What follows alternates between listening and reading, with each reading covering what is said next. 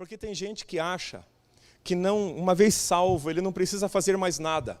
Que Deus não espera mais nada dele, porque tudo já foi feito, tudo já foi conquistado. Não há nada mais para ele depois da salvação.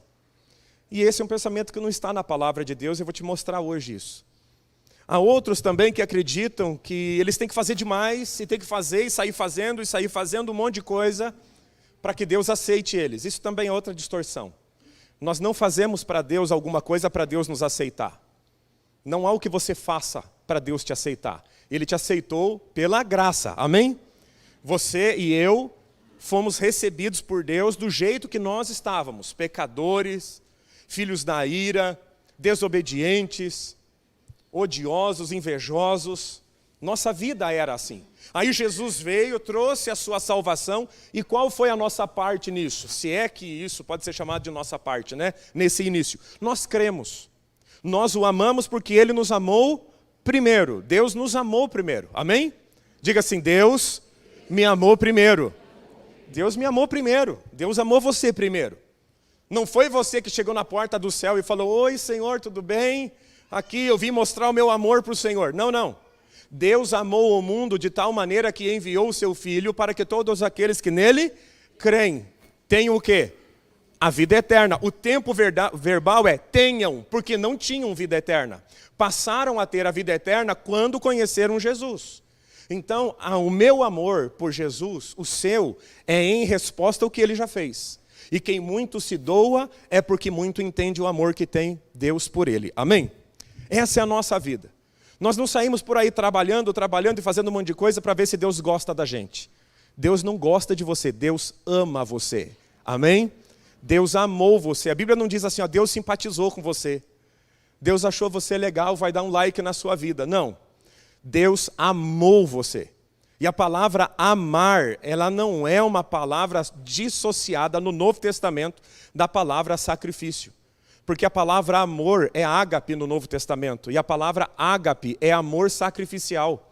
É amor que doa mais do que recebe. É amor que abre mão de alguma coisa para ter outra. É o pai que deixa de dormir para cuidar do filho que está doente. É o homem que nega certos convites porque agora ele é casado e por amor à mulher dele ele não vai em qualquer lugar. Ele já não frequenta qualquer roda porque ele já não é solteiro, agora ele é casado por amor à mulher dele. Não é que a mulher dele vai bater nele quando chegar em casa, né? Os homens que jogam futebol, né? Nós temos aquela máxima, né? Você vai jogar bola? Deixa eu ver se a minha mulher quer que eu vá, né? É mais ou menos assim, não porque a mulherada da nossa igreja é brava, não. Não, é porque nós a amamos. Amém, gente? É melhor você falar um amém. Senão a lei vai vir sobre a sua vida depois do culto. Fica na graça, irmão, aproveita. Aproveita a chance que Deus está te dando aí. Deus é bom demais. Aí os irmãos falam assim, não, eu vou ver com a minha esposa se eu quero jogar bola. Aí ele liga para a esposa e depois fala, eu quero muito jogar bola.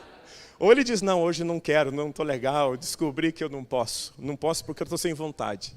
Mas na verdade, com toda essa brincadeira, a questão é que nós amamos. Muitas coisas eu deixei de fazer, apesar de ser criado na igreja, eu deixei de fazer porque casei. E casei porque amava e amo. Então, quando nós amamos, nós aprendemos a dizer não para um monte de coisa. Quando você chega nesse ponto de entendimento do Evangelho, a Bíblia para você não é mais um pode ou não pode. Você já passou essa fase. Essa fase já é passado para você. Ah, a Bíblia é um monte de código, pode aqui, não pode ali. Não, é porque você não entendeu o amor de Deus por você ainda. Seu amor por Deus não foi despertado ainda. Você ainda não valorizou Deus o tanto que Deus valorizou você enviando o seu filho na cruz para morrer no seu lugar.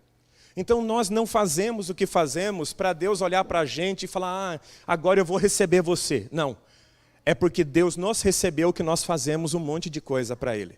Essa é a lógica. Mas a gente também não sai fazendo um monte de coisa sem nexo.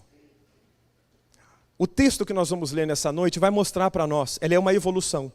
E ele vai mostrar para nós que Deus, primeiro, espera obras nossas, mesmo depois da nossa salvação. Segundo, estas obras não podem vir desacompanhadas de uma motivação correta. E o texto vai nos levar para isso. Então eu quero que você abra a sua Bíblia, se você não abriu. Mateus capítulo 6, do versículo 1 em diante. Se você tiver com a Bíblia aberta, você vai pulando os versículos comigo. Aí eu vou citando o versículo e o irmão vai colocar no telão para nós, automaticamente ali para a gente. Capítulo 6, verso 1. Tenham o cuidado de não praticar suas obras de justiça. Ponto. Para aqui um pouquinho. Aqui, Jesus está dizendo o quê? Ele está dando um alerta para que nós não venhamos a fazer as nossas obras de justiça. Ele não está dizendo que ele não quer, ele não está dizendo que não é para fazer, ele está reconhecendo que vai ser feito alguma coisa. Só que essa coisa, ou essas coisas que nós vamos fazer, movidos por amor a ele, nós temos que tomar cuidado. Porque se nós praticarmos as obras de justiça diante dos outros, para serem vistos por eles, esse é o problema. Se fizerem isso, vocês não terão nenhuma recompensa do Pai Celestial. Esse aqui é a introdução ao tema. Ele espera que a gente faça alguma coisa, mas se a gente fizer estas obras de justiça, a gente já vai ver quais são. Aqui são 3. E eu vou me deter nas 3. Senão fica muito longa a ministração. Ele espera que a gente pratique obras, mas que essas obras sejam praticadas de um jeito que não seja para a gente ser, vamos dizer assim, exibir a nossa espiritualidade para os outros. De uma maneira que nós venhamos a fazer para a honra de Deus, para a glória de Deus, porque no final da história, Deus tem um presente para dar para mim e para você, que é além da salvação, que chama-se galardão. A palavra galardão na Bíblia é recompensa. É algo muito difícil de uma mente como a nossa humana conseguir ver com clareza o tamanho disso. Porque nós entendemos que entrar no paraíso já é algo extraordinário, e é. Mas existe algo além disso, o nome disso é galardão, é uma recompensa a mais, que Ele quer dar para mim e para você. E aí no versículo 2 ele vai começar a falar do primeiro ponto. Portanto, quando você der esmola. Primeira obra de justiça, dar esmola. Ajudar quem não tem dinheiro. Estender a mão para quem está passando necessidade. Jesus não diz assim, ó, se você quiser dar esmola. Ele diz o quê? Quando você der. Quando Jesus coloca a palavra quando, ele está dizendo assim, ó, eu espero que você faça. Eu sei que você vai fazer. Em algum momento. E quando você fizer, faça desta e dessa e dessa forma. Ele não está dizendo assim, ó, se um dia você sentir vontade de dar esmola, se um dia você ver um necessitado e sentir no coração de ajudar, ele não está falando disso. Ele está dizendo que haverá momentos que você vai fazer isso. E você vai fazer isso sem o seu celular na mão, tirando uma selfie, dizendo que você é uma pessoa boa. Ele vai dizer na sequência, não anuncie isso com trombetas, como fazem os hipócritas nas sinagogas e nas ruas, a fim de serem honrados pelos outros. Eu lhes garanto que eles já receberam a plena recompensa, que é o galardão.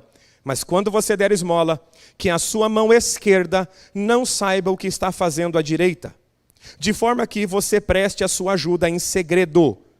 E seu pai, que vê o que é feito em segredo, o recompensará. Ele está dizendo de forma clara e direta, não tem nem como errar a pisada aqui.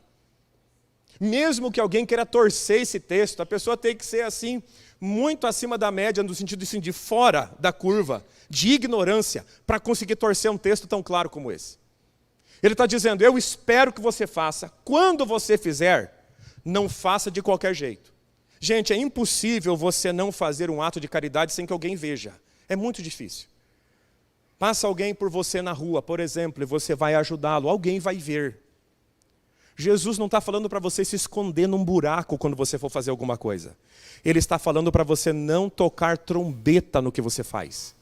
Não anunciar para todo mundo. Ele espera que essa obra de justiça seja feita por todos aqueles que são discípulos.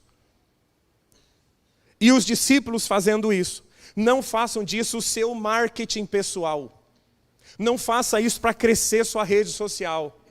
Não faça isso para tocar trombeta, para todo mundo falar: rapaz do céu, você é uma pessoa generosa.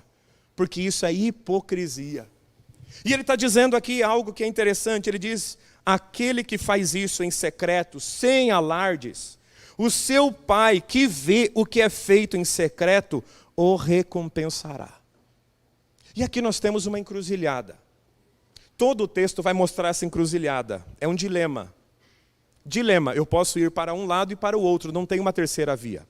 Ou eu vou optar em receber a recompensa de Deus, ou eu vou optar em receber a recompensa humana. Eu não vou conseguir pegar as duas. Não há como eu fazer algo para receber de você elogio e ao mesmo tempo receber de Deus. Porque se eu fizer querendo o teu reconhecimento, o de Deus eu vou perder. É o que ele fala. Agora, se eu fizer o de Deus e quiser o reconhecimento de Deus, eu vou ter que perder o de vocês. E aqui é a nossa encruzilhada, o nosso dilema. Que é o dilema que vai tratar até o versículo 34. Da primeira obra de justiça, então, que Jesus fala, ele fala sobre dar esmola. A segunda, verso 5. E quando vocês orarem. Jesus também não está dizendo: olha, se você sentir vontade de orar, o dia que, sei lá, passar na sua cabeça, você sentir no coração, sentir um arrepio na espinha, vai lá e ora. Não, ele disse: quando você orar. Jesus espera que você ore. Jesus espera que eu ore. Jesus tem uma expectativa. E como que ele quer que eu e você oramos? Não sejam como os hipócritas. Quem é o hipócrita aqui? É aquele que gosta de ficar orando em pé na sinagoga e nas esquinas. Vamos só entender um contexto da sinagoga. Na sinagoga não se ficava de pé para louvar a Deus. O culto da sinagoga era diferente do nosso. Primeiro, o pregador, o preletor, nunca ficava de pé. Era o costume judaico. Ele sempre ministrava sentado no nível do solo, não numa plataforma elevada. Ele ficava sentado. No máximo, pouca coisa elevada, mas não era o costume de todos. Todas as pessoas ficavam sentadas o tempo todo. Era um culto que não se levantava, dentro da sinagoga. Jesus está dizendo isso.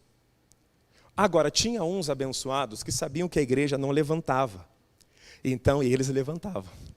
Aí eles faziam orações bonitas, altas, para todo mundo ver que eles sabiam orar. É estupidez, não é verdade?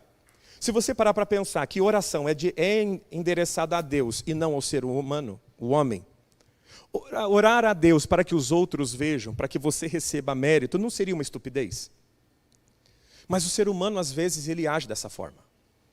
Alguns em oração, outros em demonstração de espiritualidade para os outros, outros para mostrar que são abençoados por Deus, e por aí vai.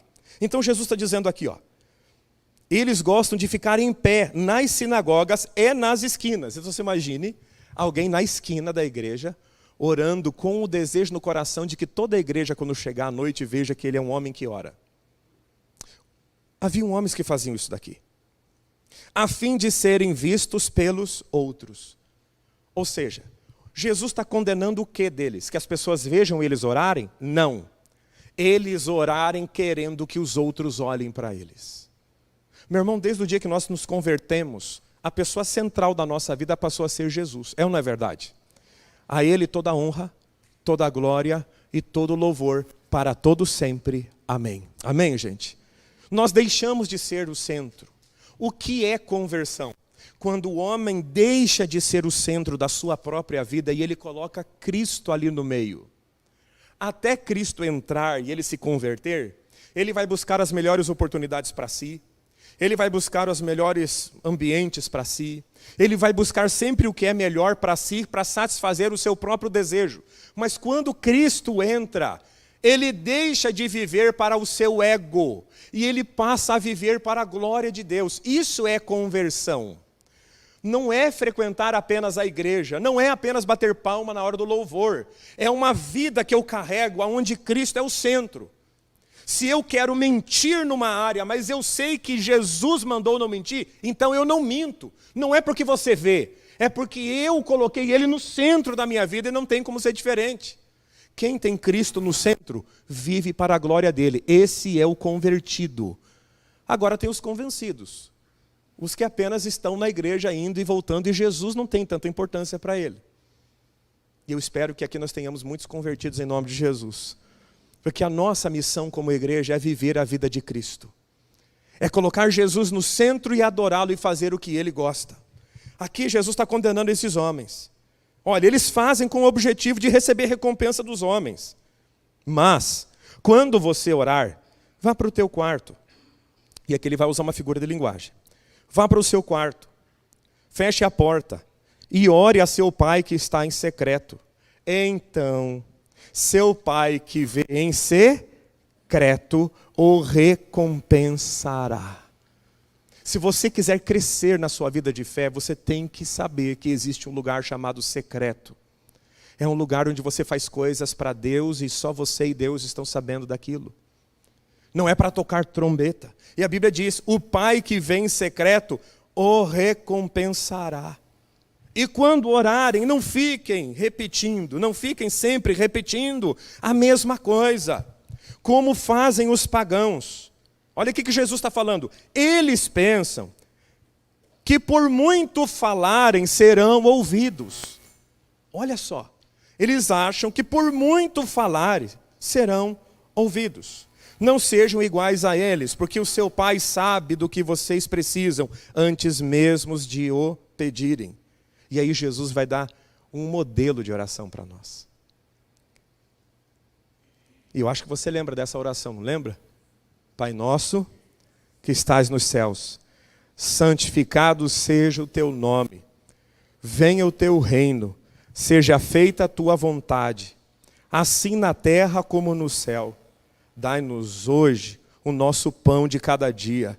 Perdoa as nossas dívidas, assim como perdoamos aos nossos devedores. E não nos deixes cair em tentação, mas livrai-nos do mal, porque teu é o reino, o poder e a glória para sempre.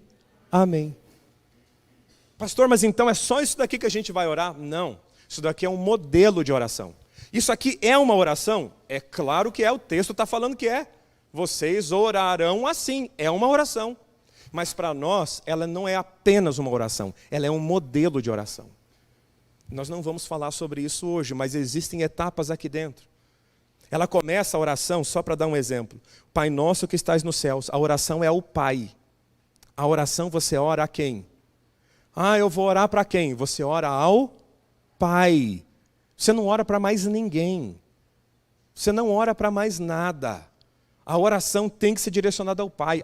A oração do Pai Nosso, ela é uma oração completa em si. Se você orar do jeito que a gente orou aqui, nós oramos. Mas ela também é um modelo, ela é um guia, ela te ensina a orar. Nós oramos ao Pai, no nome de Jesus, pelo poder do Espírito Santo. Amém, gente? E fazemos isso para quê? Para a glória do nome do Senhor. E aí ele vai para a terceira parte, a terceira obra de justiça, que é o versículo 16. Quando jejuarem. Jesus espera que você jejue, crente. Olha para o teu irmão e fala, irmão, Jesus espera que você jejue. Mas Jesus espera isso? Como diz o mineiro, ele espera, uai. Jesus não disse assim, olha, o dia, se você sentir vontade. Ele não, Jesus tem por certo que você vai jejuar. Ah, pastor, eu jejuo de Facebook. Não existe isso na Bíblia. Eu jejuo de não jogar videogame. Não existe jejum de videogame. Não existe. Você sabe, não tem como. Você já fez exame de sangue, você sabe muito bem quando o médico olha para você e fala, você tem que fazer jejum de 8 horas, né? Aí você vai para casa, não assiste televisão, né? Come feijoada, vai no outro dia e fala, ó, vim tirar meu exame de sangue, vim fazer. Aí sai tudo alterado o exame e o médico fala, mas você não fez jejum? Fiz de televisão. Você faz isso? Nós entendemos o que é jejum. Jejum é parar de comer para um propósito. Nós paramos de comer por algum tempo para um propósito. Seja algo espiritual ou a questão da nossa alma. Geralmente nós fazemos jejum para quebrar a força da nossa carne. A inclinação maligna que nós temos, aquela inclinação para a prática do mal. Esse é o jejum assim mais praticado, ou deveria ser, por cada um de nós. Jesus espera. Mas como que Jesus espera que a gente faça jejum? Que a gente comece a jejuar e comece a fazer um monte de transmissão online dizendo, gente, agora eu estou começando a jejuar aqui. Não, não. Você vai pentear o seu cabelo. Eu não vou ler aqui, mas está aqui no contexto. Você vai pentear o seu cabelo. Não vai fazer cara de triste nem de angustiado, porque o seu pai que vê a prática em secreto te recompensará. Veja que existe uma unidade doutrinária. Existem palavras que se repetem no mesmo raciocínio. Quando. Secreto, secreto, secreto. Te recompensará, te recompensará, te recompensará. São as três que Jesus está falando aqui. As três obras de justiça. Mas eu posso fazer essas coisas desconectados de Deus. Dá para fazer. Eu posso orar em secreto desconectado de Deus. Eu posso jejuar em secreto e ainda estar desconectado de Deus. E aqui vem a segunda parte do ensino de Jesus no capítulo 6. Aqui ele avança para uma outra fase. Aqui a ênfase ela vai para o coração, para a visão espiritual e para uma lealdade interna. Se você está com a Bíblia aberta, do versículo 19 em diante, ele diz assim. Quem lê isso daqui à primeira vista diz assim, é outro ensino. Não é, ele está completando o que ele começou. Não acumulem para vocês tesouros na terra, onde a traça, a ferrugem destroem, e onde ladrões arrombam e furtam. Mas acumulem para vocês tesouros nos céus, onde a traça e a ferrugem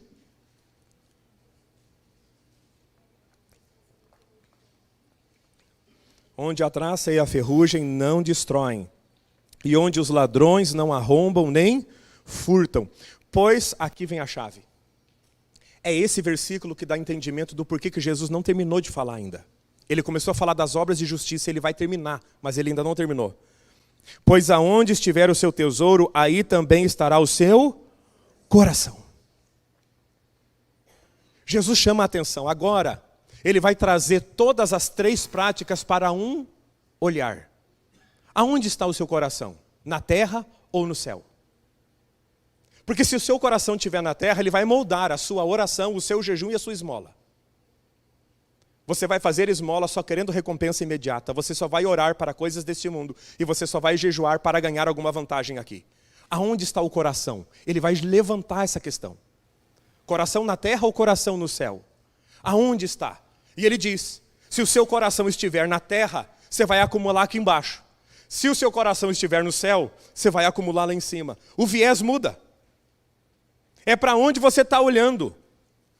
Para onde a bússola do teu coração está apontando. Ela está apontando para as coisas eternas, então isso vai moldar toda a tua prática devocional de oração, jejum e da esmola. Inclusive vai moldar a tua adoração, vai moldar a tua leitura bíblica, vai moldar tudo. Agora, se o seu coração estiver no céu, isso também vai moldar tudo. Aonde está teu coração? Aonde você tem gastado mais tempo, energia e recurso? Aonde está o teu coração? E Jesus não para. Ele fala que é uma coisa de coração. Mas para as três práticas, agora é coisa de coração. 2, versículo 23. É uma questão de visão de vida. Os olhos são a candeia do corpo. Se os seus olhos forem bons, todo o seu corpo será cheio de luz. Mas se os seus olhos forem maus, todo o seu corpo será cheio de trevas. Portanto, se a luz que está dentro de você são trevas, que tremendas trevas são. Ele fala sobre 3 práticas de justiça. E agora ele vai calibrar isso ainda mais. Ele fala do coração e agora ele está falando da visão. Qual é a sua visão de vida? A visão de vida de Paulo é, não sou eu mais quem vivo, mas é Cristo que vive em mim. É uma visão de vida. Ele diz, eu estou no Evangelho porque sou salvo por Jesus e Jesus se transformou. Não uma teoria, não uma filosofia. Jesus para mim não é um ideal apenas de vida, Ele é a minha vida. Não sou eu quem vivo, Cristo vive em mim. Jesus não é uma ideia. O cristianismo não é uma ideia. O cristianismo é a nossa vida, porque ele está baseado em Cristo. Amém, gente? Aonde os seus olhos estão olhando? Olha a disputa para os seus olhos. Nós sabemos, nós somos da geração do digital. A maioria, boa parte dos que estão aqui, nasceram sem e aprenderam a usar a tecnologia. Você já viu como seus olhos são disputados? A sua atenção vale demais. Você acredita em bondade intrínseca em todo ser humano? Que todo ser humano é bom demais? Você acredita que uma pessoa vai gastar a vida dela inteira criando uma ferramenta e ela vai te dar de graça? Porque ele gosta de você. Aí ele vai passar a vida inteira dele, vai desgastar a vida inteira dele, vai criar um aplicativo, vai injetar milhões lá no aplicativo. Um Instagram, por exemplo, e vai dar para você de graça porque você é uma pessoa maravilhosa. O produto do Instagram é você. É você que é comercializado lá dentro. Porque se você não pagou para usar, é porque o produto é você. A sua atenção vale muito. Por que o YouTube paga? Por que ele remunera por visualização? Por que ele remunera? Porque tem alguém que criou o YouTube e falou assim, não, é tão maravilhosa essa ferramenta, eu quero abençoar a vida de todo mundo. Ou ele pensou assim, eu vou remunerar quem consegue fazer o maior número de pessoas ficar olhando para o meu aplicativo a maior parte do seu tempo. Você ganha por views. Quanto mais pessoas alguém conseguir manter na plataforma para mim, mais eu a remunero. Estou dizendo que você ter isso é negativo? Não.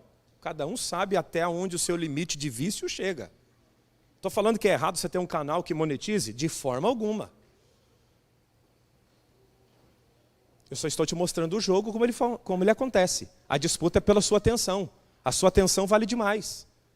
É por isso que se gasta milhões, bilhões, para que você passe algum tempo olhando para algum lugar. Antigamente era só vitrine que a gente via, né? Tinha que ir lá no centro da cidade, o prefeito, não sei se vocês lembram dessa época, os mais novos não, o centro era lavado e a gente tomava banho para ir no centro da cidade. E a gente chegava no centro da cidade e olhava as vitrines, e as vitrines eram uma mais bonita do que a outra, porque era a atenção. A vitrine veio para a palma da nossa mão, é o nosso celular hoje em dia. É errado usar celular? Claro que não. O problema é que as pessoas usam sem saber como é que funciona o jogo. A sua atenção é muito importante, os seus olhos custam caro. Agora estão vendendo até a foto da íris, né? É engraçado dessas coisas. Vamos passar, vamos avançar. Os olhos são a candeia do corpo. Por que seus olhos são importantes? Porque através do seu olho é que é uma porta de entrada para a sua alma. Você não precisa ter uma experiência real para sentir alguma coisa. Já parou para pensar nisso? Você não precisa. Por exemplo, se você vê uma imagem muito nojenta, mesmo sem estar no lugar, mas nojenta, pensa numa coisa nojenta. Você não vai querer comer vendo aquilo. Mas aquilo não é real para você, é virtual. Isso aconteceu em outro lugar, em outro momento. Mas os seus olhos estão vendo. Os seus olhos veem. Os olhos são a entrada da sua alma. Por isso que você não deveria assistir certos filmes, não deveria ver certas coisas. Você deveria guardar a sua alma. Para onde os seus olhos estão olhando? Deixa eu voltar para o texto aqui. Para onde os seus olhos estão olhando? E o verso 24, ele vai trabalhar sobre a lealdade interna. Versículo 24. Ninguém pode servir a dois senhores, pois odiará um e amará outro, ou se dedicará a um e desprezará outro. Vocês não podem servir a Deus e ao dinheiro. Olha o que Jesus está falando. Ele começa falando sobre 3 práticas de justiça. 3. E depois ele vai moldar, falando sobre coração, sobre olhos e sobre lealdade. Quem é o teu Senhor? A quem você serve aí dentro? Quem está captando o seu interior? Porque ele está dizendo aqui, ó, e o texto não diz, você não pode servir a Deus e ao diabo. Ele não fala isso. O diabo não concorre com Deus. O diabo nunca foi um concorrente à altura. A maioria das pessoas que literalmente, claramente entregaram sua vida para o diabo era para ganhar dinheiro. O que concorre com Deus dentro do coração do homem é dinheiro. Pelo menos é o que Jesus disse. Vocês não podem servir a Deus e ao dinheiro. E aqui é um dilema. Ou serve um, ou serve outro. Ou os teus olhos estão nas coisas eternas, como Paulo disse, mantendo os olhos nas coisas de cima, porque elas são eternas, as de baixo são temporais. Ou o teu olho está nele, nas coisas dele, ou estão apenas nesse mundo. E é detrimento. Ou o meu olho está lá, em detrimento das coisas daqui, ou os meus olhos estão aqui, em detrimento das coisas de lá. A adoração e a servidão interna é a mesma coisa. A pessoa pode estar ali orando, adorando a Deus, e o único desejo do coração dela é ganhar mais dinheiro. Eu não sei a diferença, mas Deus sabe. Eu não sei ver uma pessoa orando e falar, irmão, tua motivação está errada. Porque motivação é algo que cada um sabe o que tem dentro de si. Mas Jesus sabe. Pastor, mas isso aqui tem o que na minha vida prática? Agora vem o resto do texto.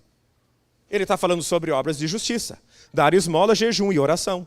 Ele regula essas práticas. Aonde está o seu coração, aonde está o seu olho, e aonde está ali o coração, os olhos e a sua lealdade. E agora ele vai dizer o que acontece com quem vive essa harmonia segundo a palavra de Deus. Pratica as obras de justiça com o coração certo, com os olhos certos e com a servidão certa.